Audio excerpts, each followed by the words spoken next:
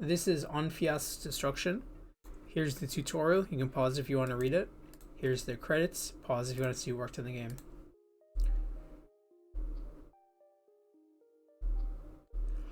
So to start, you control the game with WASD and arrow keys, and you can move your mouse to rotate your character to face different directions.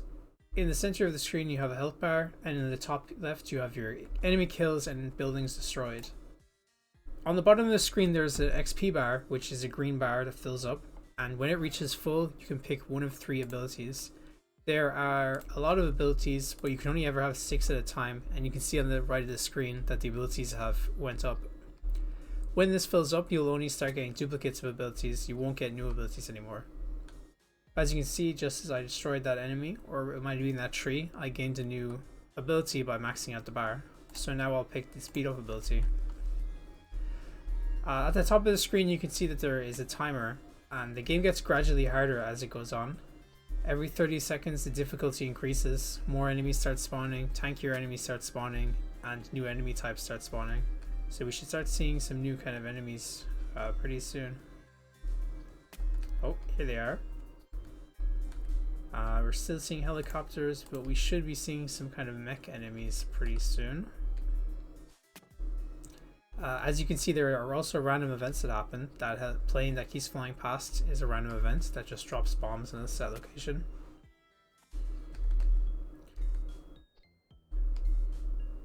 You might not have noticed it, but the helicopters are starting to get tankier now. They're taking 2 hits to kill. Oh, there's our first mech. In the top right there's also a pause button where you can just pause the game. The goal of this game is an endless survival game where you want to get the highest score, which will be calculated at the end depending on your time, kills, and destruction. And there's a tank now. This is a long range enemy that shoots at you, so we want to try to get close to it and just hit it, because it can get quite annoying if a couple of those start stacking up. Here I'll go for the speed up again, just like here. And this is a mini boss, the mecha enemy. This one is a lot bigger, but it's also slower than most of the enemies. However, it keeps following you forever, so you want to deal with it because it might come back at a really bad time and just screw you over. So we're on good track now. We're at 2 minutes. The game's difficulty is going to start rising quite fast once you hit the 2-minute mark. There, I died. So I'll just demonstrate some of the abilities. Now you can just see I've maxed out all of the 6 combat abilities. So the fireballs are going crazy, the earth showers are going crazy, and that default upgrade ability is just when you've maxed out 6 abilities, there is no more abilities for you to get.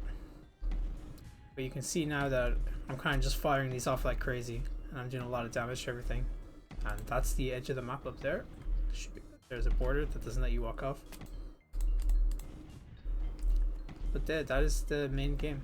So once you die, you can see here that there is your statistics, which are time, kills, destruction, and level, and then a calculation of a fine and a prison sentence. It also shows you what abilities you had and what their level was.